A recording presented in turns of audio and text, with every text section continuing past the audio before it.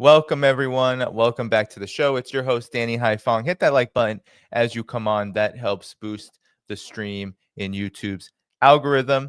We're going to talk about today how Vladimir Putin is leading Russia to the next phase of the Ukraine conflict as devastating strikes rain down on Kiev and surrounding cities, infrastructure crippling Zelensky's military. While the Western mainstream media has hyped up Ukraine's own drone strikes on Russian oil refineries, claiming they are a game changer, the desperation seen from Zelensky himself and his EU counterparts tells a different story entirely. Donald Trump himself is growing restless, and his chaotic swings on the conflict are further indication that the U.S. is looking for a new war as Project Ukraine flounders.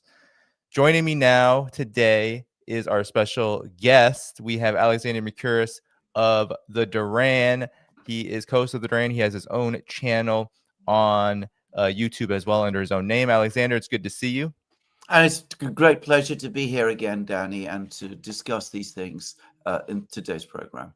Alexander, I wanted to first open up with the attacks that Russia has been conducting on Ukrainian infrastructure. There has been a lot of reports. I don't know if you've seen them I know that you have been covering this of late, but even just as we come on, we've had talks of Russian attacks on a Ukrainian coal mine, which actually surfaced 192 miners, but no injuries, mind you.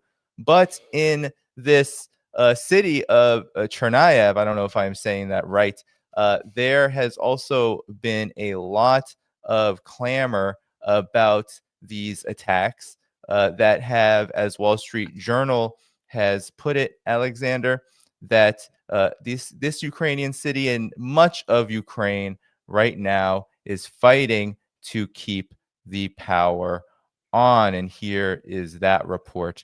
Now, could you talk about these strikes, Alexander? Because when I look at the Western mainstream media, you find some of this being covered, like here in Chernihiv, which Wall Street Journal said is being plunged into darkness as winter approaches. But a lot of the Western mainstream media is actually focusing on Ukraine's attacks on oil refineries, Russia's oil refineries in the border areas, saying that this is really what is the counterattack that is worth noting. Assess the situation. What exactly is going on, and what impact is it making? You've made a very insightful point and an absolutely correct one. The media in the West has been very, very heavily focused over the last couple of weeks, in fact, months, on Ukrainian attacks, many of them deep inside Russia with drones. And of course, we now know, because the American media has told us, that these Ukrainian attacks on Russian energy facilities, oil installations, that kind of thing, that they've been conducted with intelligence assistance from the United States. And Donald Trump signed off on that. But the reality is completely different. We do have Ukrainian attacks on Russian oil installations, oil refineries, and all of those things. These are undoubtedly annoying to the Russians. They do create some problems for them, but nothing on any very big scale, because the drones, most of the drones don't get through. The drones are relatively small and unsophisticated. The facilities that they're attacking are massive ones. There is an enormously efficient and very effective Russian air defense system. And just to add to all of that, Russia, of course, has been publishing information about its own economic situation, its situation with gasoline. I know there have been reports and claims about long queues in Russia. I've been asking people there, what is the situation? Most of this has had no effect at all. There is no shortages of gasoline. There are no long queues. There is no effect on Russian industry. Russian economic activity is essentially unaffected. So these attacks, the Ukrainian ones, which get all of the attention, are frankly, I won't say that they're trivial, but they are minimal in the effect that they're having on the war.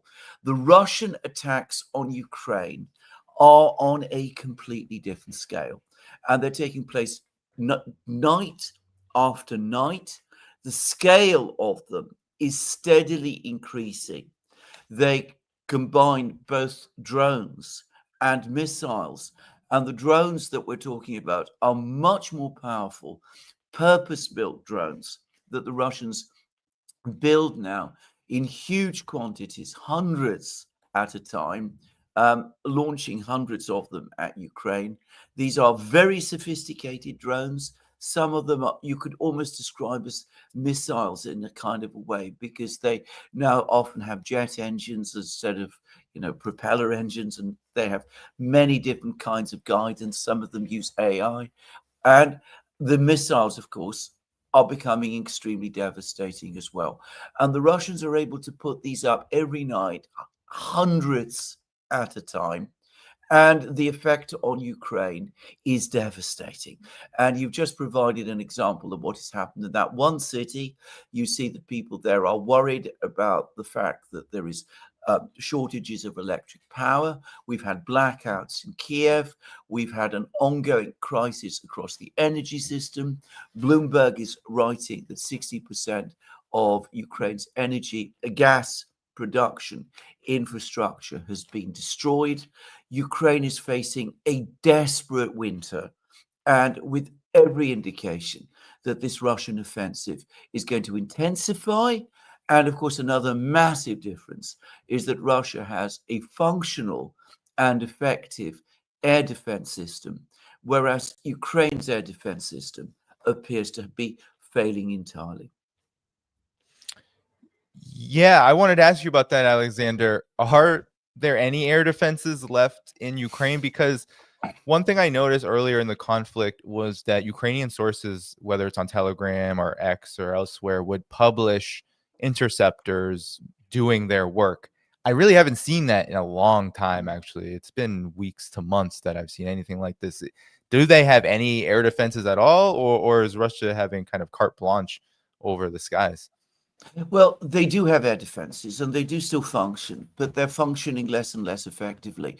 For the first time, they do still, by the way, the Ukrainians do still provide updates on their success or otherwise in shooting down Russian missiles and drones, and they claim that they're still shooting down most of the Russian drones. Many people have doubts about this, but anyway, that is what they claim. Even they are admitting that they're not able to shoot down the Russian missiles to anything like the extent that they once claimed. And I think it was 3 days ago, during a particular big missile and drone strike, Ukraine for the first time admitted that it wasn't able to shoot down any Russian missiles at all. The first time that has happened over the course of the war. And yes, they have an air defense system, but they've admitted that the drones and the missiles have become much more sophisticated. They say that the effectiveness of the Patriot missiles that the United States was supplying them has fallen from 42%, whatever that means, to 6%, and which basically means that they're not effective any longer. Air defense missiles, anyway, are not being supplied to Ukraine in anything like the kind of quantities that Ukraine would need to repel these attacks. And the basic reason for this, the very simple reason for this, is that the Russians are now able to place drones and missiles in the sky right above every part of Ukraine. They now have so many drones and so many missiles that they can launch against Ukraine, that they can saturate the airspace of the entire country. And no air defense system that Ukraine is ever likely to have is going to be able to provide that kind of comprehensive coverage over the whole of Ukrainian territory. So basically, they're being overwhelmed. Yeah, I want to go back to actually this story, Alexander, this attack on the coal mines, because I find that at the attack of the private Ukrainian energy firm DTEK, it says the company said 192 miners were safely brought to the surface, no injuries. And I wanted to ask you about Russia's strategy here when it comes to these attacks on Ukrainian energy. Of course, Ukraine side, Europe, NATO say that it's a crime against humanity, against civilians, all of this. But oftentimes we see very low casualty numbers, especially among civilians. So what's going on here? Why is Russia hitting Ukraine in the way that it's hitting it? Because with what you said with the air defense issue, it seemingly is that Russia has both the capacity and now the opportunity to hit Ukraine even harder and cause even more damage than it is already. Absolutely, this is completely true. And in fact, that is an important point to make about this war. The Russians, and by the way, we have to say this, the Ukrainians to some extent as well, have fought this war as a war between armies, a war between economic and industrial structures. They have never gone out of their way to target civilians. Now, one shouldn't say that this is entirely the case. The Russians have complained, and rightly, I mean justly, about Ukrainian attacks on cities in the Donbass, especially Donetsk. And they said that some of these attacks clearly were indiscriminate. But the Russian attacks don't seem to be so. That doesn't mean that civilians aren't killed. Sometimes missiles go astray. Sometimes there's debris from falling missiles. Sometimes there's debris from air defense missiles that come down to earth and they fall on residential buildings and civilians get killed. But it doesn't seem as if there's a plan to target civilians. On the contrary, there seems to be a desire to try to avoid killing civilians in very large numbers. And I think that there are multiple reasons for this. An obvious one is that killing civilians has no military utility. And this is general staffs. So why expend valuable missiles and drones and bombs attacking residential centers? Terror campaigns of that kind have been proved abundantly many times not to be successful. They tend to stiffen resistance. So don't do that. Attack what are really important military or economic targets, which will facilitate your achieving victory in the war. So there is that calculus. But I think there is also a further calculus, which is avoid attacks on civilians, because doing so is going to cause enormous political damage, completely outweighing any notional benefits, which might not even exist. So avoid doing that. And, well, let's be generous and let's assume that there are humanitarian calculations as well, that they don't kill civilians because they don't want to kill civilians. They understand that killing civilians is a crime, and for that reason, they avoid doing it. This is the first war that I have known of which has followed this pattern, where there seems to be a general desire on the part of all of the parties involved to avoid killing civilians. And that explains why the number of civilian deaths has been so low. Yeah, no, very interesting points here. But Alexander, how much longer can this go for Ukraine? Because all of the calculations appear to point to what you've called a general crisis for Ukraine. Could you describe what that general crisis is? Because I assume that this kind of these blitz attacks each night of these drones, these missiles by Russia is really only one part of the overall devastating situation that Ukraine finds itself in. What is this general crisis you've been speaking of? Well, this is a good question because, one of the things that we often hear about in the West is about combined arms war. The idea that the West has developed this extraordinary technique of waging war where you integrate various different parts of your military so that the Air Force complements the Army, and the Army, its tanks complement the infantry and things of that kind. Well, what the Russians are doing is their type of combined arms war. They are waging war against Ukraine in multiple ways at once, with each part of this basically supporting the other. So you have constant pressure on the front lines. You have very elaborate use of drone technology to assist the Russians conduct the advances on the front lines. You have uses of tanks and armored vehicles as part of those operations on the front lines. And you have this war in the sky, the attack on energy facilities, railways, other forms of industrial infrastructure, the factories that make drones, attacks on the air defense system itself to put it basically out of service, which will allow the Air Force to drop these big, heavy bombs. And the overall intention is that you're putting pressure on every point that you can in Ukraine, so that Ukraine doesn't just face a crisis in one place, in one battlefield, or defending one city, or doing or trying to keep parts of its energy system working. Ukraine is facing pressure everywhere all the time at once, and that pressure grows continuously every day, every night. And the point is that eventually the pressure becomes unbearable and the entire system starts to break down, so that you cannot move troops from one part of Ukraine to another because the railway system isn't working. You can't administer the cities in the way that you did because the energy system there is not working. An industrial plant isn't producing goods and isn't producing military goods that can be. The soldiers on the battlefronts are becoming increasingly exhausted because they're not getting reinforcements, because the railway lines aren't working and their supplies are gradually breaking down.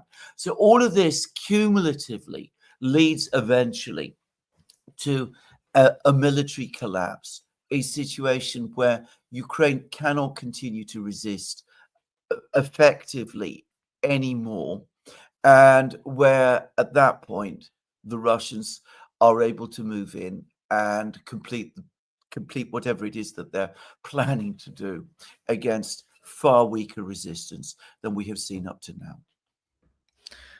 Well, Alexander, I'm sure you've heard from all sides, U.S. side elements in the U.S. political class and NATO, talk of, well, Russia isn't doing as well as it says it is doing.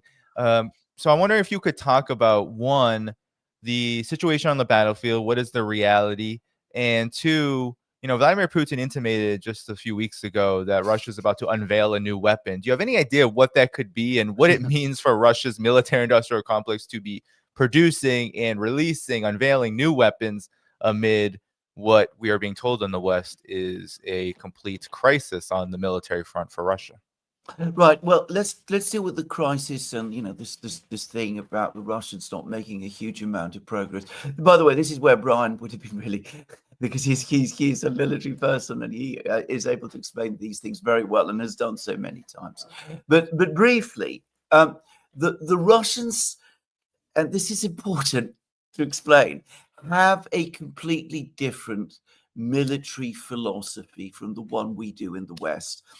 In the West, and our military philosophy ultimately originates from the kind of wars that we used to fight in Europe, the various states in Europe, which are relatively small and very relatively dense. The idea was you defeat the enemy's army, you capture his capital, you do this as quickly as you can, and you can do it because European states are not enormous, and that way you achieve victory. You achieve it very fast, And if we're talking about, 18th, 19th century war, then the other side accepts defeat and a treaty is signed and everything of that kind happens. And we're very, very much still think of war in that kind of way. The Russians don't think of war in that kind of way. They think of war as achieving the complete destruction of the enemy, by which they mean the enemy's ability to continue fighting, not just in this war, but in any future war, to break the enemy's will. And that means you defeat the enemy in every place, and you do so comprehensively and conclusively. And you do so through tactics and strategy, but also by bringing overwhelming force to bear. And for this purpose, seizing territory, gaining cities, occupying the enemy's capital is not the most important thing, because a capital can always be recaptured, a new government can always be established, a new army can be created. It is about defeating the enemy so completely that the ability to wage war in the future is gone. And that is what the Russians are doing. So their priority is to destroy the Ukrainian army. By the way, they talk about this. This isn't something, that they make any secret about. Destroying the Ukrainian army, destroying its ability to wage war, destroying its economic system, doing all of these things, and doing so in a way that there is no return for Ukraine. There's no way back from it. So that when peace comes, it's not just a peace that Russia ultimately dictates, but it is a lasting peace which cannot be reversed or rewritten. Now, can I just say, another country that also wages war, or used to wage war a little in this way, which you might be familiar with, is Vietnam. I mean, that was what Vietnam did. I mean, they didn't aim to win particular battles during the various wars that they had to fight. Obviously, they won Dien Bien Phu and other places. But if you looked at the way in which Vietnam conducted its various wars from the end of the Second World War until it finally achieved its complete victory in the mid-1970s, it experienced many defeats along the way. But ultimately, its objective always was to destroy the enemy's ability and will to keep fighting. And that is exactly what they achieved. Yeah. And Russia is doing this while unveiling new innovations militarily, right? I mean, I think that's what is so interesting, because on the one side, your historical example is a really good one with Vietnam. But Russia is at such a different developmental level and is able to, amid this strategy, which takes attrition in a lot of ways, is still able to, in the midst of war, to unveil whether it was the Oreshnik or now this mystery weapon, which we don't know yet what Russia is going to unveil. What's your take on this? Well, I have heard rumors about this other weapon, and what I understand is, I mean, what the rumors are, and they're only rumors, by the way, is that it is another ballistic missile, probably hypersonic in speed, which carries an enormous fuel air explosive or thermobaric warhead, and basically it's an area weapon. So the idea, I presume, is that the Oreshnik destroys the bunkers, and then you launch this missile on top, and that basically kills all of the infantry or all the people who are fighting there. And again, it can be launched from deep inside Russia, and it can do enormous, devastating damage to the enemy, if this is indeed the weapon that Putin is talking about. Now, he might have been talking about other strategic systems. One new weapon that the Russians are also known to be working on is a nuclear-powered cruise missile, which can be launched from Russia, and it's about the same size as a Tomahawk, maybe a bit bigger. And it can travel all the way from Russia to the United States and back. And it has a nuclear reactor, which provides power for its engine. So there's been a lot of tests of this weapon. Many people have been skeptical about whether it would ever be brought to service, but it may be that that's what Putin meant. And then there is a third weapon, and this has been discussed quite a lot on Russian military sites, a weapon basically to defeat drones on the battlefronts. And again, there are rumors that this is laser-based, that it uses lasers somehow to disable enemy drones. But you're absolutely right. The Russians have an enormous scientific and industrial base, one which many people in the West underestimate. We had this gas station masquerading as a country trope, which has, I think, done an enormous amount of harm in misleading people about the nature of the adversary that they're taking on. Anyway, the Russians have large numbers of very highly trained and qualified scientists. They have a big industries and a high technology industry. They're able to draw in resources, chips and things like that from China and elsewhere. And they are developing their weapons all the time. And in drone warfare, where 5 years ago, it was widely assumed that they were 2 decades behind the West, they have now leapfrogged and they're far ahead, sorry. Yeah.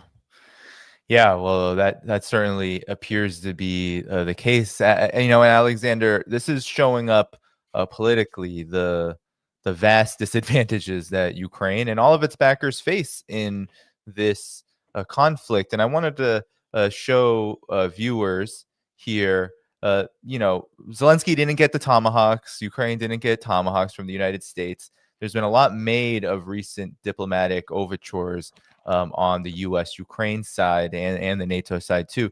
Here is Zelensky on Meet the Press and how he responded to the threat of Russia at this point. Part of President Trump's success with Israel and Hamas was that he applied pressure to all sides.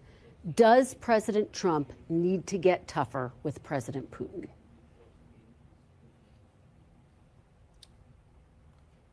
Yes, and even more, because Putin is something similar, but more strong than Hamas. It's more bigger war. So Putin is stronger than Hamas. Is Hamas. Here is Donald Trump now. He had this to say about reports as this was going on that there is a demand on Ukraine to cede large portions of the Donbass. During that meeting, did you tell him he needed to cede all of the Donbass region to Russia? No, we never discussed it. We think that what they should do is just stop at the lines where they are, the battle lines. You have a battle line right now. The rest is very tough to negotiate. If you're going to say, you take this, we take that, there's so many different permutations. So what I say is they should stop right now at the battle lines. Go home, stop killing people, and be done. What do you think should happen with the Donbass region? Let it be cut the way it is. It's cut up right now. I think 78% of the land is already taken by Russia. You leave it the way it is right now. They can negotiate something later on down the line. So, Alexander, what do you make of this kind of where the conflict is, not just militarily, but now politically on the diplomatic side? Because there is what seems to be just constant swings on the U.S. part, continue the conflict, try to freeze the conflict. And of course, Zelensky just that interview alone, almost speechless on how Ukraine should actually respond. He's rejecting all of this. Zelensky's rejecting any kind of overture towards ceding Donbass. So what do you make of this mess? How do you put it into proper context? You talked about swings. I mean, you've just seen one from Trump back in the summer when he met Putin in Alaska. He said that he accepted that there wouldn't be a ceasefire. And what needed to happen was that the two sides, even as the war was going on, needed to go sit down and negotiate and come to an agreement with each other. And now he's saying the exact opposite. There should be a ceasefire.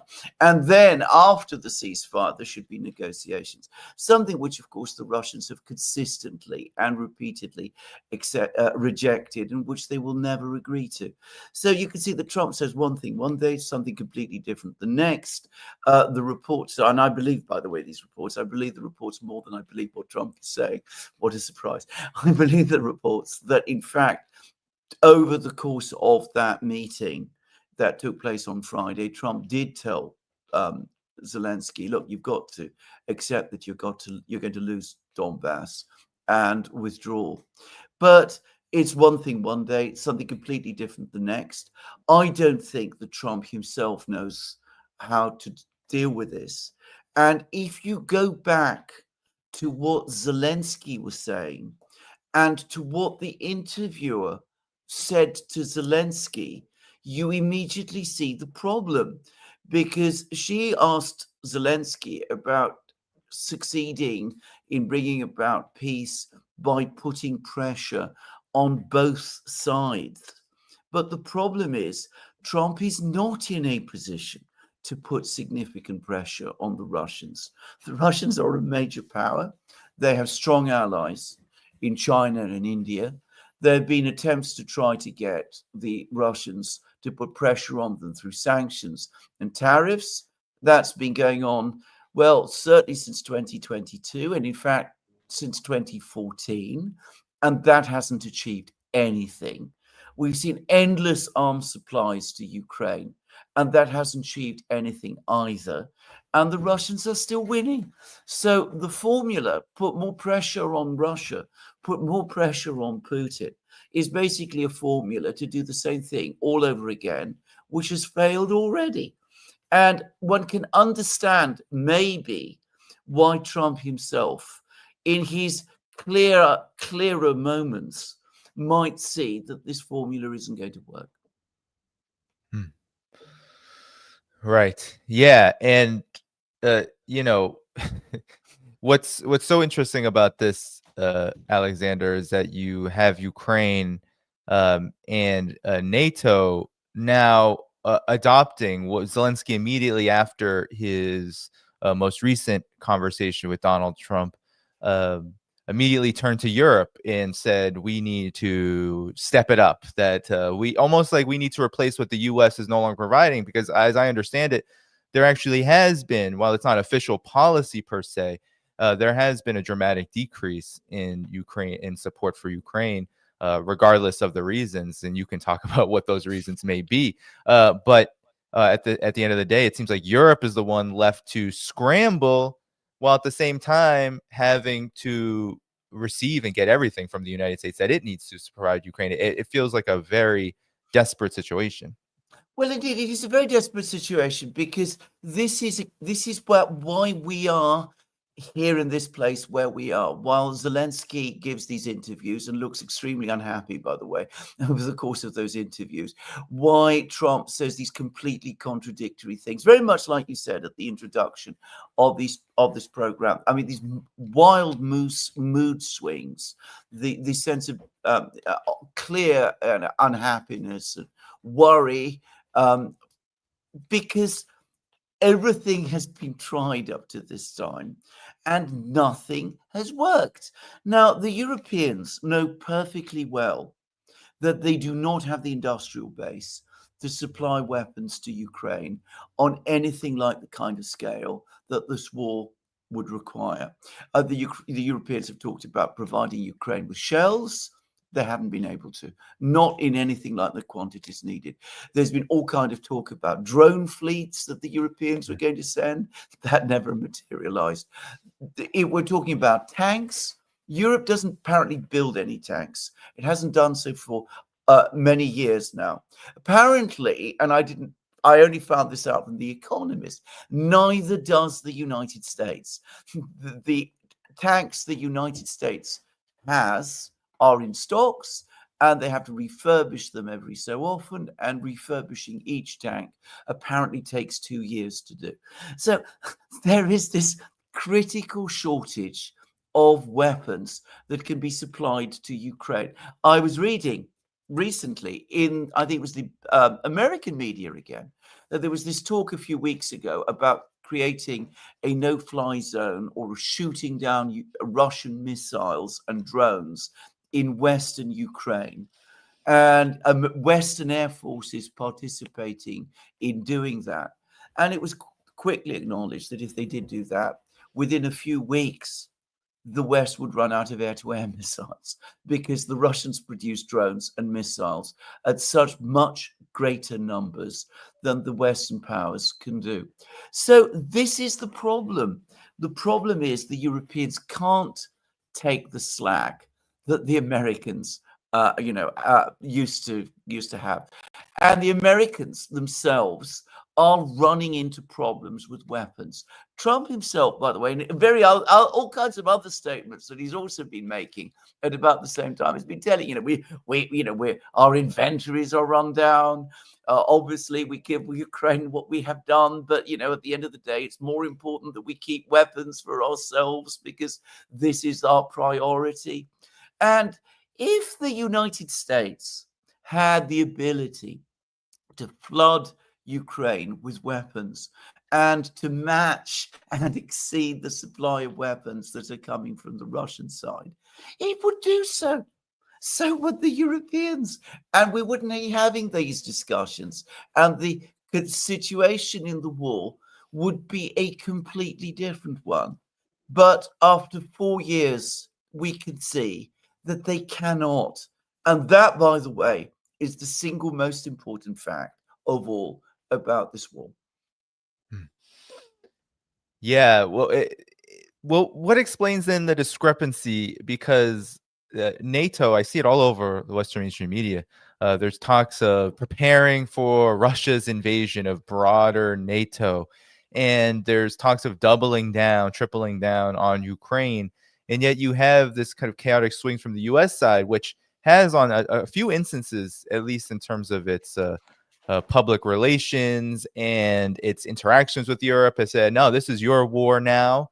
But at the same time, as this is going on, this kind of rebranding of the war, the United States side is all over the place with its positioning, talking to Russia one day, being aggressive toward Russia, threatening new weapons, tomahawks, and pulling back.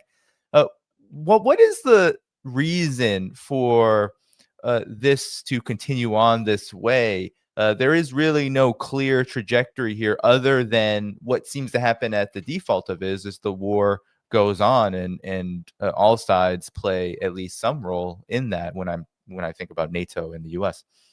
Well, there is always a difference between the US and the Europeans. The US is a superpower. It has interests all over the world. It considers itself and presents itself to the world as being the world's most powerful country, and it retains agency and control over its decisions. The Europeans, by contrast, are not in that position at all. They are much smaller countries. Individually, none of them remotely can match the power of the United States. Collectively, they are not an effective counter to Russia, and they depend heavily on the Americans. And that gives the Europeans and the Americans profoundly different perspectives, because in theory, at least, if the United States said, look, Ukraine, we're not going to win here. The Russians have dominance. They're going to win. This is our moment to do a deal with the Russians, and we walk away and we focus on doing other things, starting wars in the Middle East, starting wars in the Caribbean, starting wars in East Asia. Well, the Americans, in theory, have the ability to do that. The Europeans, by contrast, have gone all in supporting Ukraine. If that happens, if the Americans move away, Ukraine loses, Russia wins, there is a massive defeat for the European powers who have been supporting Ukraine. And it is a defeat against an immensely powerful country, Russia, which is their neighbor. One of the European leaders, I think it was Donald Tusk, who is the Prime Minister of Poland, put it very simply: a defeat for Ukraine is a defeat for Europe. So this is the difference. Now, when it comes to the United States, this is where I think we get into a whole set of problems created by US grand strategy, because the United States is a arguably still the world's most powerful country. But what it is seeing is that over the last 30, well, especially 20 years, the political geography of the world, if you like, has started to turn against it. So China has risen and grown enormously in power and wealth. Russia, after the crisis of the 90s, has recovered and is once again an important power again. China and Russia are working together. Other countries look like they are attracted to this new grouping that which has China and Russia at its core. So the United States is worried about that. It wants to break that new axis of power, if you like, down, to break it up. And it's been looking at the weaker part of this, and it decided, I think, some years ago that Russia was weaker than China, which it is, by the way, unquestionably. And so the idea was create a crisis with Russia, weaken Russia. Russia is already relatively weak. We can weaken it even further, and then that will break this new coalition that is beginning to develop between us.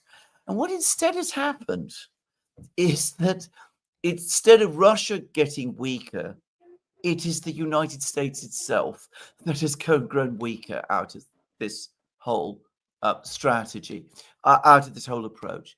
And the result is a crisis in Washington between those people who say, look, we can't give up now. We've invested so much in this. We've got such an interest in supporting Ukraine. If we give up now, we are conceding defeat to the other side. And that is going to have a massive impact on our position globally and on our ability to maintain ourselves as the world's leading power. And that's one very, very powerful constituency in the United States. And then there is the other constituency which says, well, look, this has gone as far as it can. We've got to call a stop. If we carry on doing this even further, the debacle that we're going to face is going to be worse still. And the result is that the United States tilts from one side to the next. It changes its position practically from one day to the next. Yeah. And, everything that you said made me think about the reports. You probably saw them, Alexander, of when Zelensky met with Donald Trump in his most recent visit. And this has happened in multiple visits, in multiple talks that Zelensky has had with Trump. That it didn't go well, that there was yelling, that there was shouting, that there was maybe an incredible level of disrespect shown to Zelensky on the part of Donald Trump and his aides. Of course, this is all coming out from anonymous sources, but nonetheless, the results seem to speak for themselves. I'm wondering how much of this speaks to what you just said with the condition and state of the United States' foreign policy and its position in the world, given that it appears that Donald Trump and his administration may be seeking out new wars, whether it is what we're seeing in the Caribbean with the constant strikes on what Trump administration is calling narco-terrorists, what Colombia, Trinidad, Venezuela have said are ordinary civilians, some of which are being repatriated to their countries in this attack, for example, on the submarine in recent days. Talk about, if you could, what this is all about. This is Donald Trump seeking to, or his administration more so, the US as a broader power, seeking to shift its priorities. And that's why we see all this tension around Ukraine and maybe an inability to pull out, but a constant back and forth, trying to freeze the conflict, trying to do anything to free up the US for other ventures.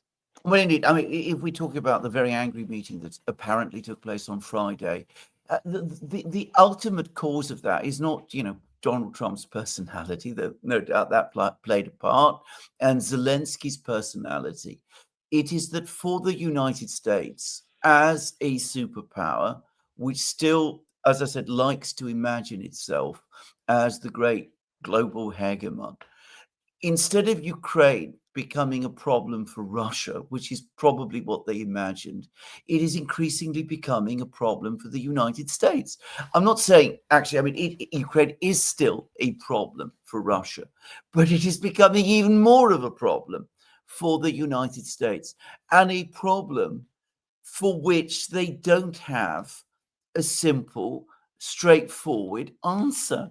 I mean, they would like the conflict to freeze. They would like everything to stop and freeze where it is, because that would enable them to walk away. But the Russians aren't interested in it. They would perhaps also like the Ukrainians to come to some kind of terms with the Russians. But for their own political and domestic reasons, the Ukrainians aren't interested in that, nor are the Europeans. So this is what explains the tantrums, the anger, the threat, the maps on the floor, which is, what we've been told about. It's because of all of this sense that this is a situation which has just not worked out and which is now spiraling out of control. Now, as you know, I live in Britain. I live in London, the capital of the great world empire that existed before the United States. And one of the things that, if you are familiar with imperial history, is that as the British Empire began to sense that it was weakening, it needed, or felt that it needed, to become more aggressive and, if anything, more expansionist on the periphery. So the 1920s and 1930s witnessed a whole series of conflicts in the Arab world, in Africa, in all sorts of places, much, much more so than was true at the time of the British Empire's Victorian heyday. And the reason for this was twofold. Firstly, the people of the empire, the imperial people at the imperial center, want to do these things because they want to prove to themselves that they are still strong. And that is a factor that should never be underestimated. But even more important is the need to show to others that actually, despite the fact that there is a looming defeat on the horizon, the empire, the superpower, remains strong. So you look for weak opponents, you look for weak adversaries, you pick on Venezuela, you talk about narco-terrorists, you do all of those kind of things. You pick fights where you don't have to, and you become more belligerent because you sense that things where they really matter are trickling away. Can I say, the conflict in Ukraine is obviously the big geopolitical, military, kinetic battle. The crisis with China, the trade war, the decision of the Chinese to tighten controls of exports of rare earths, the discovery by the United States that they have no effective counter to this.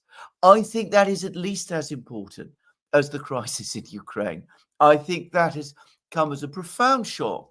And you could see the alarm in the alternatively incredibly aggressive statements made towards China by the president and his senior officials, followed by ameliorative and concessive statements, and then you go back to being rude and aggressive again.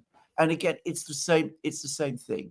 It's not wanting to admit your weakness, wanting still to show that you are strong, and at the same time looking for other places where you can demonstrate your strength to tell the Chinese and the Russians and the Indians and the Indonesians and the Vietnamese and the South Americans and the Africans, don't count us out. We are strong still. Yeah. Now I can pull up actually. You're talking about Donald Trump and his administration becoming increasingly belligerent at times, especially toward China in this trade row that is not going away. Here's Donald Trump, what he had to say to the press about it very quickly. China's going to buy soybeans. I want China to stop with the fentanyl. Very, normal things. I don't want them to play the rare earth game with us. So doesn't want them to play the rare earth game with us.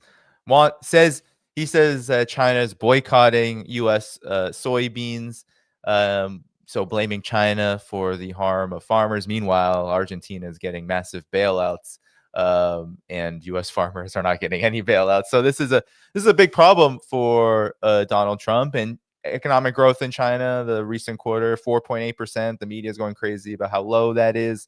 But industrial output is still very high, still meeting marks. Meanwhile, the United States is going through many different internal crises economically, which could explain why there is so much power projection in all forms of that word going on. What's your take? Well, absolutely. And of course, the other thing is that, and this comes across very clearly, the things that both Trump and Scott Bessent and the others have been saying, is that, of course, what China is now doing to the United States is what the United States has been doing to every other country since the 1940s. I mean, they've been imposing sanctions and tariffs. They've been regulating exports. They've been imposing export controls. Back in the 50s, I think it was, they set up the regulatory system to prevent exports of high technology goods to the Soviet Union and its allies. That has never gone away, by the way. There are still export restrictions, always have been, on high technology items to the Russians. And so all of that, in the 1980s, they stopped exports of computers and microchips to the Soviet Union. And now, shock horror, the Chinese are doing the same thing to them. And, well, you can see that this is obviously violates the entire proper order of things. We must be able to do these things to others. It's absolutely unacceptable when they do this to us. My God, they're not even buying our soybeans. It's outrageous. And again, I mean, the fundamental problem, and this is what that set of comments from Trump showed, is that the United States really ultimately doesn't have a solution to this problem. Whatever Trump says, he cannot force China to buy American soybeans. If the Chinese want to buy soybeans from Argentina and Brazil, they will. If it is cheaper and makes economic sense for them to buy them from Argentina and Brazil, they will. You cannot force the Chinese to buy your soybeans, just as you can't force the Chinese to sell you their rare earths.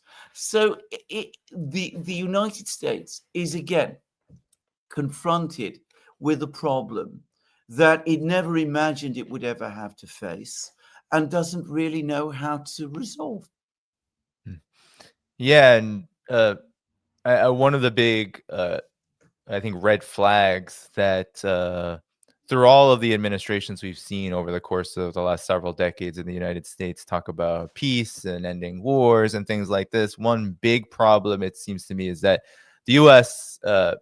As a political and economic structure really does depend on being able to dictate terms to others around the world. And we see that a lot even now with Trump making demands on Venezuela, these curious reports of Venezuela saying, we'll give up everything. And Trump saying, no, we're just going to keep on bombing and doing regime change on you. With China, you need to do X, Y, and Z for us, while offering absolutely nothing in return. And the same goes for Russia. The United States has said, well, Russia needs to do this. It needs to do that. It needs to stop killing. It needs to understand it's not doing as well on the battlefield. But overall, the approach is, we know what's best for you. We have the answers, quote unquote, and forget about history, which shows even now that when the U.S. is brokering something, let's say like what's happening in Gaza, doesn't turn out so well, which is what we're seeing there. So your reaction to this before moving on? No, absolutely. That's entirely correct. And I mean, you're quite right about the United States not only assumes that it has the right to tell others what to do, but it has always assumed up to now that it has the power to compel others to do what it wants them to do. During the Cold War, there was an acceptance that there were two superpowers, and that the United States had to navigate around the Soviet Union carefully, because the Soviet Union, if not quite as powerful as the United States, was nonetheless still a force to be reckoned with and needed to be treated carefully. But since the Soviet Union collapsed, even that sense of self-restraint has gone. And it is very, very difficult for the United States now to accept that it is just one country, powerful admittedly, but one country amongst many, and one country amongst several, which can also, like the United States, be considered great powers with the ability to shape their future and make their own decisions and do these things. Now, this is undoubtedly creating a crisis within the US, within the US political leadership, and it is one that has not been resolved. And unfortunately, it is a crisis which absolutely does, I think, carry within it the danger of leading to even greater miscalculations and even more reckless actions than the ones that we have seen up to now.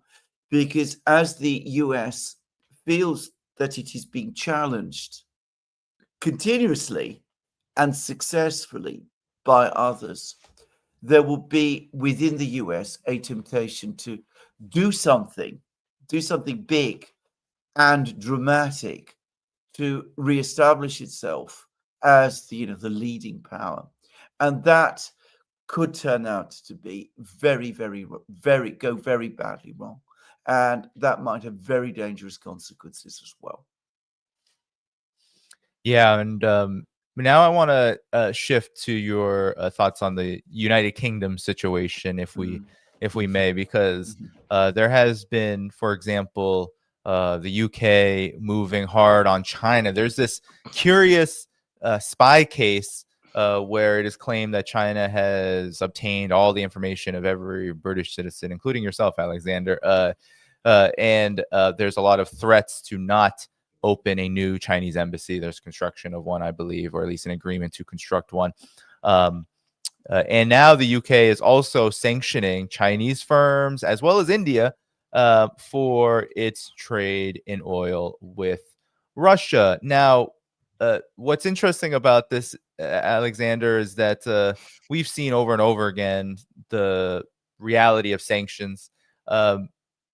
This trade between Russia and China in terms of LNG and other key items has not decreased. Actually, it continues to increase, and there's no obedience on the side of China to these sanctions threats. What do you make of the UK's position in all of this? It seems that the UK is attempting to almost be a leading force in what was originally a U.S. war in Ukraine against Russia, and overall this policy to try to contain China.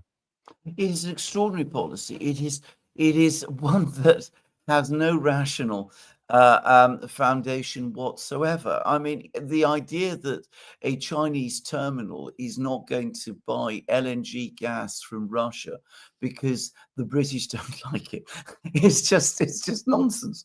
I mean, if the Chinese are able to say to the Americans, well, you may object to this, but we're going to do it, then the idea that they will be impressed by any threats or of that kind by the British it is ludicrous.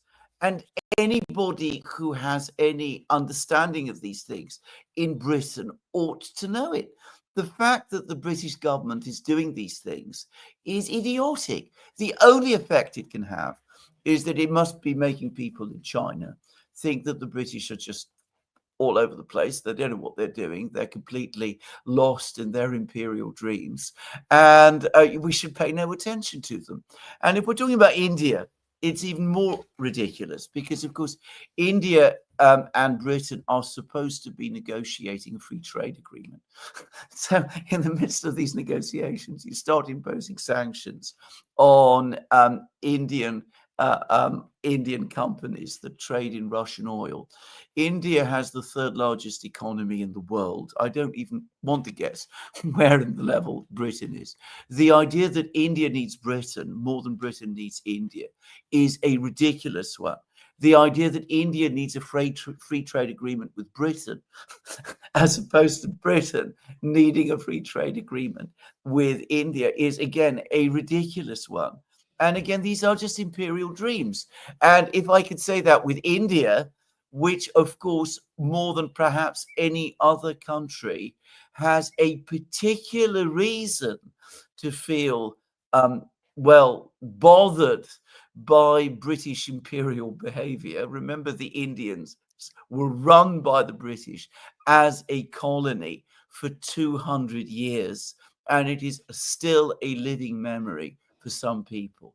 Well, I mean, for the British to start doing all of this, again, is absurd. But it is very, very consistent with the nature of the political situation here in Britain.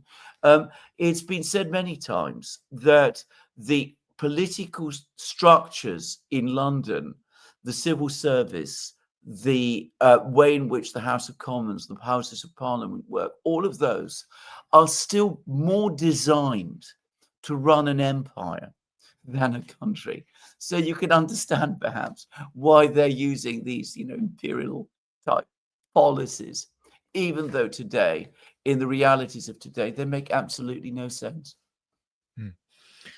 Yeah, and what does the UK's foreign policy role right now? How does that play into its a domestic crisis? Because the UK has been through prime minister after prime minister after prime minister. Yet you have like former defense ministers, officials like Ben Wallace, for example, talk about choking Crimea and suffocating Crimea to prove a point to Russia and make Russia cave on the Ukraine conflict. And now this spy case where accusations against China of taking all of the data of UK citizens is now being used to justify what could be a major diplomatic row, the ending of an agreed upon embassy that should it end could cascade into larger diplomatic problems with China, which then would lead to economic problems. What's your reaction to this? Well, to answer your first question, the foreign policy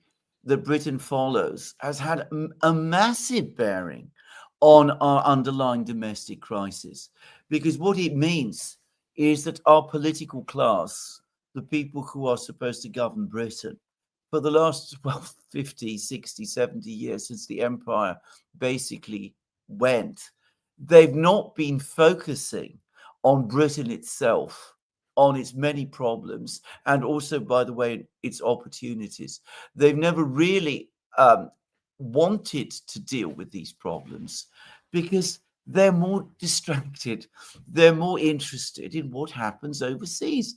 They continue to be focused on what goes on in Crimea. They continue to be focused on what China is doing in Hong Kong or South Pacific or wherever.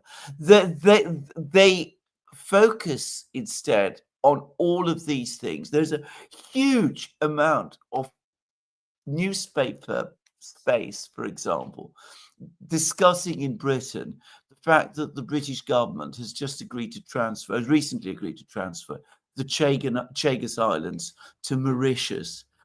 This is in the Indian Ocean. And you would think that in Britain, this is an important question, which, of course, for people who live in Britain, frankly, it is not. So, yes, there is a connection. And it also means that not only does Britain get distracted from pressing problems at home by all of these foreign policy things that it is doing, but of course, it is failing to shape a foreign policy, conduct a foreign policy that is actually appropriate for its needs. So Britain does need to have good, strong trading relations with China. It needs to attract Chinese investment into Britain. It needs to try and attract Chinese technology companies to set up in Britain. It does need that free trade agreement with India. It needs to do all of these things. But of course, it is not doing them because all of these things are being sacrificed to the demands, the perspectives of a foreign policy, which, like so much else in Britain today, is completely out of date. Now, relations with China, there was a brief moment when it seemed like they were going to be very good. They have now deteriorated markedly. Sections of the British media are now regularly referring to China as an enemy state. These strange spy cases that you are talking about, they have triggered an extraordinary debate in Britain about whether China is an enemy or not. Nobody's suggesting that China might be a potential friend. It's exclusively been discussed. Is it just an enemy or is it a rival? What is it exactly? And, well, you look at the map, you see where China is, you see where Britain is. You look at the realities that China confronts in the world. And I can say with absolute confidence that for China, Britain is absolutely not a priority. I am sure that Xi Jinping does not get up in the morning and say to his officials, how are we going to do damage to the British tomorrow? I mean, it's ridiculous. So, thinking in this way about China, imagining that we are so important to China that the Chinese would take us seriously as an enemy is ridiculous in itself as well. Yeah, and maybe we can pivot now to West Asia. I wanted to, I don't know if you saw this report from the top commander who often is a spokesperson for the IRGC in Iran, Brigadier General Mohammad Raza Naqvi, said that the missile stockpiles, the missile capacity of Iran does not even have a scratch after June's 12-day war, saying that Israel failed to destroy even 3% of the launchers. Now, a lot has been made about round 2, Alexander, of a U.S.-Israeli attack on Iran. Recently, Vladimir Putin was communicated to by Benjamin Netanyahu. This was at least the reports that he does not want to restart a war with Iran. Many people have a hard time believing that, given the behavior of Israel in the last several years alone. So react to this. What is, what are the particular dangers of this conflict reemerging? And what do you make of this statement by Iran about its missile capacity in the lead up to what a lot of people are saying is going to be an imminent war between the U.S. Israel against Iran? Well, what the Iranians are saying is, look, we showed back during the 12-day war that you can't knock us out and we can hit you hard We are an enormously big country. We have a big population, 95 million people. We have strategic depth. We have a big industrial base. We got large stockpiles of missiles. We can continue to strike you in Israel day after day, night after night. We can do you immense damage. We were starting to do you significant damage during the 12-day war. And ultimately, yes, you can do us a lot of damage too, but we are so much bigger than you are that we can absorb that damage. And you, who are a small country, cannot. So that the longer a conflict continues, the more the balance will shift in our favor. And for that reason, don't even think about doing it again. Now, that is a rational answer. That I'm sure is the message that the Iranians are trying to convey.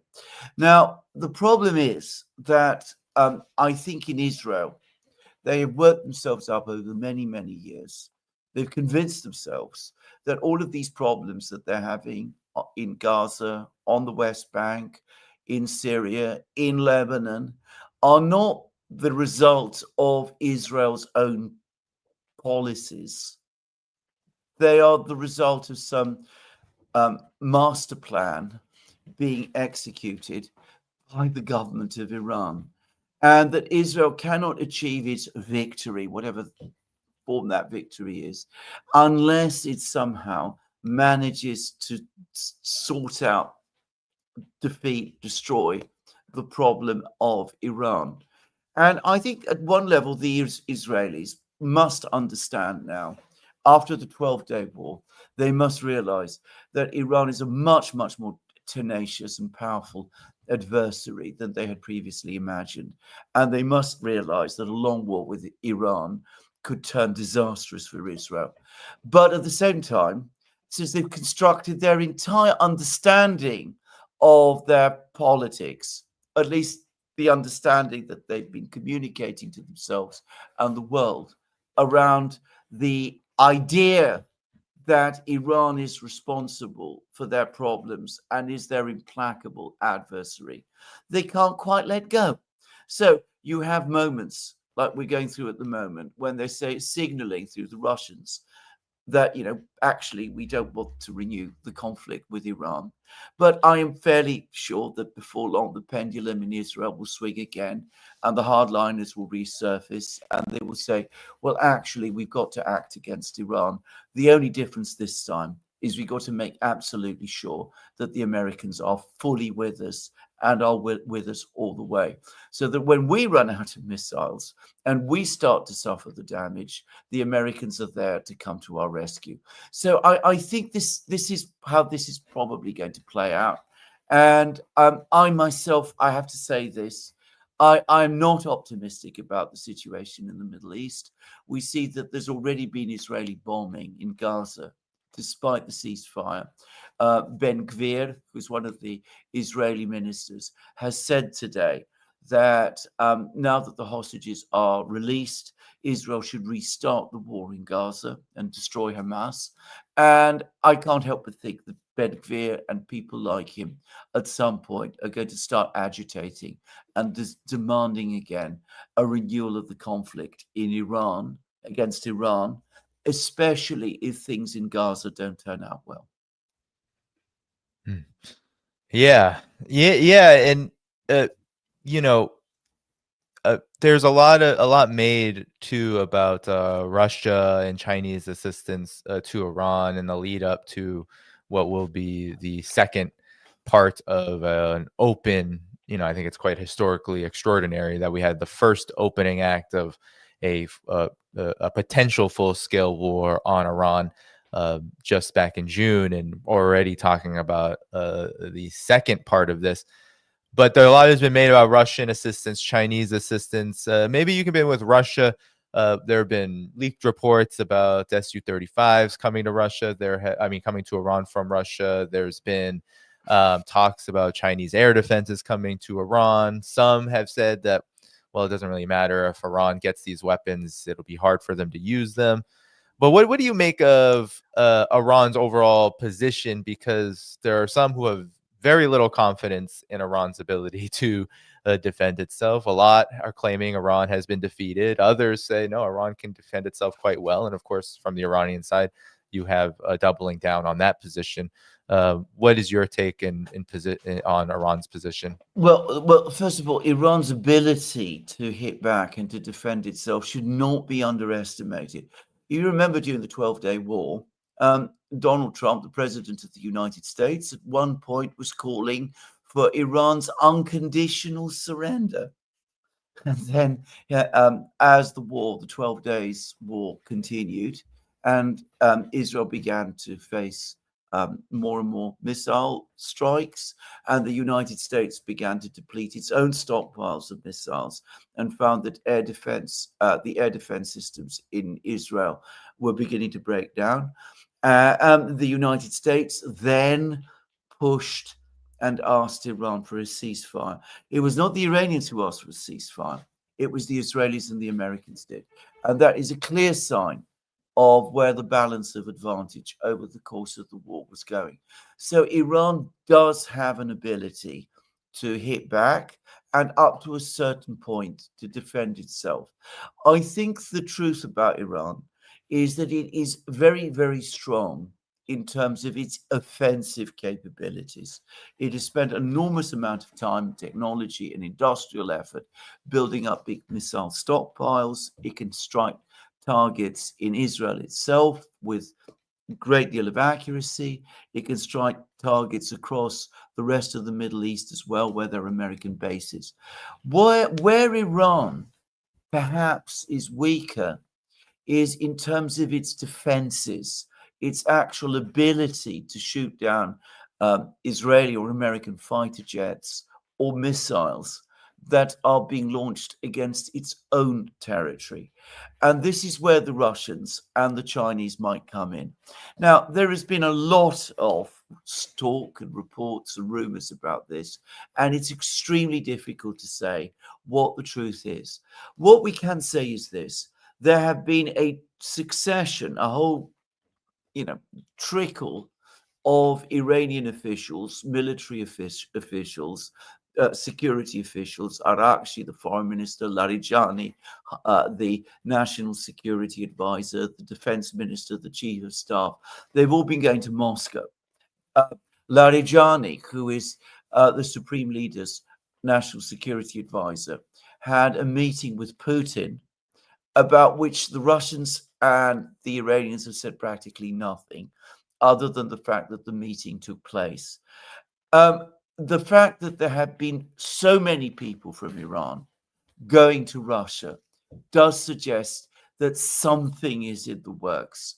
And Putin, some weeks ago, gave a press conference in which he said that Russia had at one point suggested to Iran that it help Iran with developing an air defense system covering the whole of Iranian territory, but that the Iranians at that time weren't interested. And the way that Putin said it suggested that the Russians might be willing still to do that at some point in the future. So it could be that these discussions are underway. And I have heard reports, which I can't obviously confirm, but people from inside Russia have told me that they know that there are Iranian personnel training on air defense systems in Russia, and that there are Iranian pilots who are training in Russia to operate Sukhoi 35s. But the same sources said that the Russians estimate that it would take about 2 years before the Iranians were to achieve full proficiency in operating the air defense systems. And with the aircraft, it might take even longer. Yeah. And, there's been talk of rifts between Iran, Russia. A lot of reports actually have said that Iran is looking more toward China now. None of these countries have actually verified or confirmed that these rifts truly exist. But maybe you could comment on them. And another key point here, too, people have been sending me messages about this, about Venezuela, too. Venezuela and Iran have a very deep partnership. Some journalists have actually gone to Venezuela and shown that this is economic, this is military in nature. Maybe talk also about the continuity here between saber rattling and waging war on Iran, regime change in Venezuela, and what the ultimate aim might be. Well, let's start with Russian-Iranian relations. And here it's important to understand something about the history, because these are two countries that have not always been friends and which have, in fact, at times been enemies. Russia and Iran have fought five wars with each other. Just in the period just before the First World War, the Russians had established massive degree of influence inside Iran and were on the brink of turning Iran into a kind of semi-colony. Then during the Second World War, the Soviets and the British simultaneously invaded Iran in 1941, and the Soviets occupied Tehran, the capital, and they also occupied Azerbaijan, the Iranian part of Azerbaijan.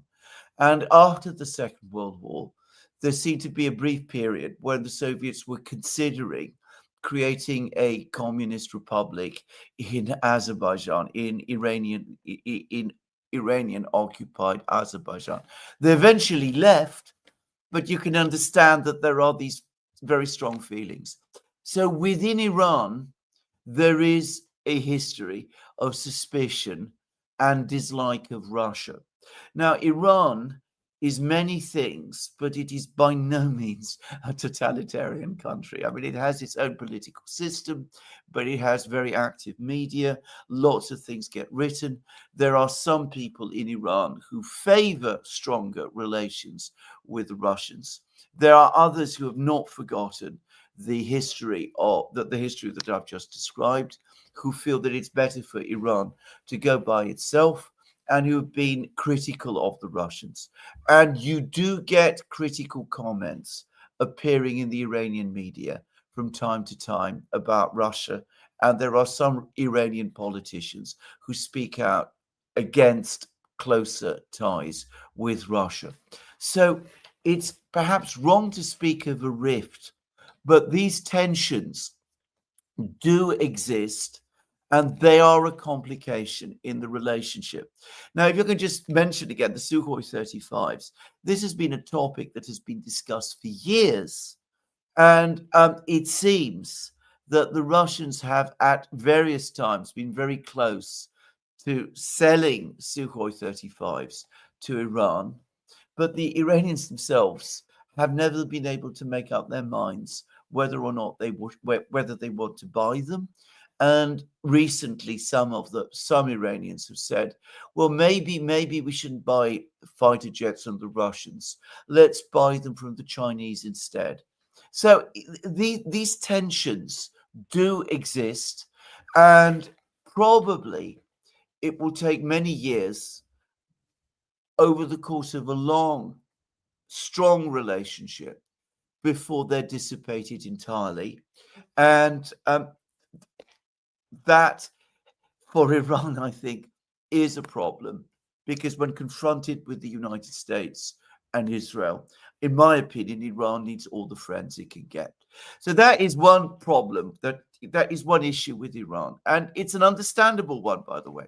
Now, in terms of Iran's relationships with Venezuela, ever since the Islamic Revolution of 1979, Iran has always had a very strong anti-imperialist dimension to its foreign policy.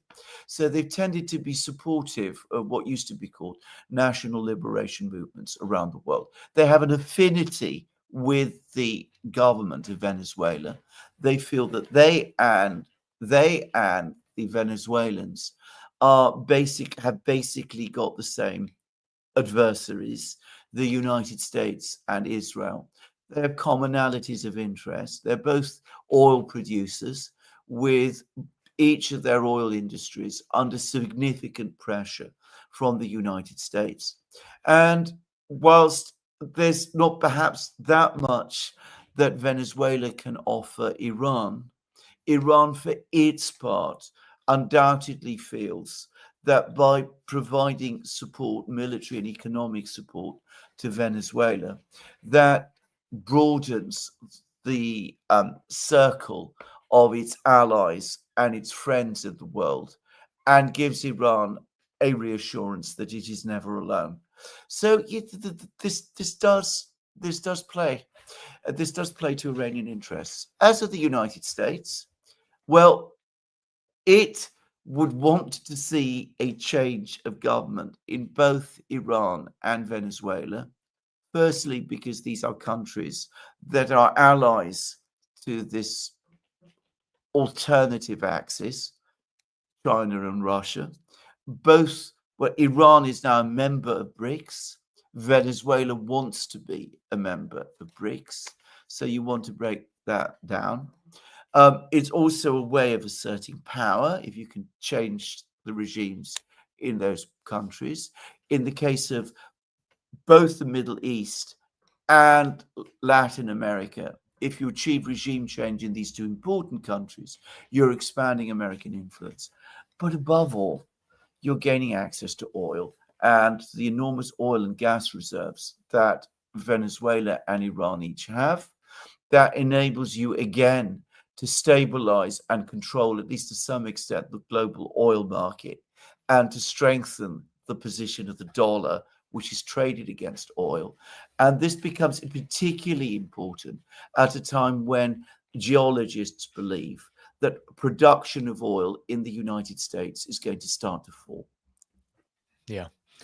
And then in the final few minutes, Alexander, if you could, reports are that the CIA is operating in Venezuela. Of course, this drug justification has been thrown around, although all of the instances of boats being struck, now many of them, I can't even, more than a half dozen, with many deaths.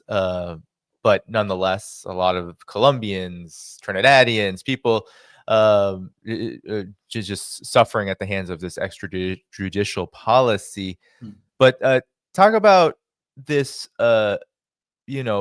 aim to overthrow Venezuela's government. Venezuela, of course, is a bit more, because of geographically, the whole Monroe Doctrine, a bit more vulnerable. But at the same time, the U.S. has been trying very hard, even under Trump's first administration, to complete this objective and has not yet. What do you make of this shift by Trump to try to overthrow Venezuela on these terms? Well, I think the first thing to say about this is that Trump himself has always wanted to overthrow the government of Venezuela. I mean, he's made no secret of his intense dislike of what he sees as the socialists who control Venezuela, and he's done everything he possibly can since he first became president back in 2017 to undermine and overthrow the government of Venezuela. I mean, there was the Guaido affair when he said that Maduro wasn't even the president of Venezuela. Somebody that he decided was president of Venezuela was the president of Venezuela. And now he's claiming that Maduro isn't really the president of Venezuela. He's actually the head of a drug cartel. I mean, claims of this kind. So, yes, I think that the pressure on Venezuela is very strong and is likely to grow. Now, I have never been to Venezuela, and I don't claim to be an expert about that country. But this is what I've heard. Firstly, the CIA definitely is there. I mean, the CIA has never not been in Venezuela. It's always been in Venezuela. And it is probably now in Venezuela more than it has ever been. So the CIA is indeed in Venezuela. Venezuela is a huge country. It is very, very big. It is mountainous. Much of it is jungle. It is a difficult country, I would have thought, for an invader to control, unless the invader goes in with an enormous army, and the United States doesn't have an army that is that enormous, or unless the population of Venezuela submits to the invader's rule. Now, as to that, I understand that the Hugo Chavez revolution did have a huge amount of support when it started. Then there was a period of economic crisis, and that support fell. But over the last few years, things have got significantly better. And I would thought that at a time of economic stabilization, people will not welcome an outsider coming in and starting a new crisis all over again. So the other last thing to say is that apparently Venezuela is awash with weapons, large numbers of militias. There's people who know how to use weapons and all of that.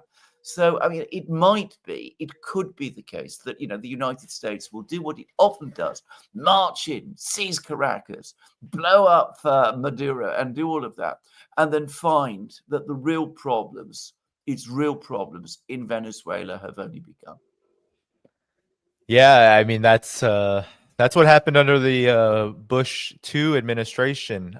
They orchestrated a coup, and it actually succeeded for a period of time, a very brief period of time.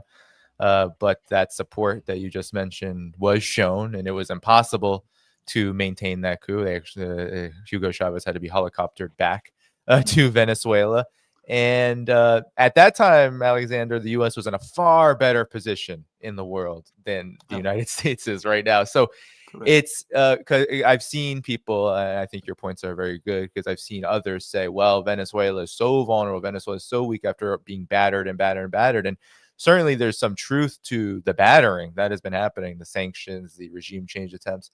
But at the same time, we just had, I know you've commented on this on other programs, one of the Venezuelan opposition figures, Miss Machado, get the Nobel Peace Prize, and she's literally advocated for an invasion of Venezuela, something that would actually serve to probably unite Venezuela on a very broad basis, not just the poor supporting the current government, but maybe far more, because the opposition is actually more divided than ever. That's why we don't have that. Machado kind of came out of nowhere, because we haven't heard so much from Venezuela's erstwhile opposition. So it's going to be very interesting. Do you have any last comments? Yeah, they're very good.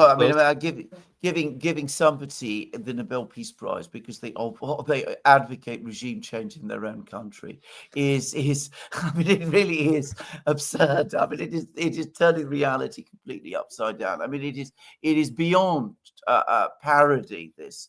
But absolutely, and I would just add also that, of course, the United States intervening militarily to overthrow a government in Latin America, which has had a tormented history in its relations with the United States, is not going to be welcomed by many, many people in Latin America.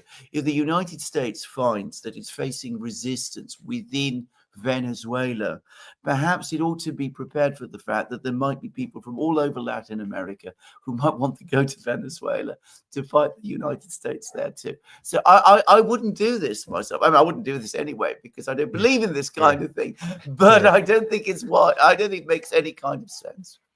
Right. Well, Alexander, it was great to have you on the program. I want to thank everyone. I want to thank the gift of the membership by Joner Games. I want to thank everyone who watched. I want to thank the moderators. I want to thank everyone who watched on YouTube, on Rumble. I want everybody to be sure to follow both the Duran and Alexander's program, which I'll put in the video description below. Do you have anything, Alexander, you'd like to feature, plug?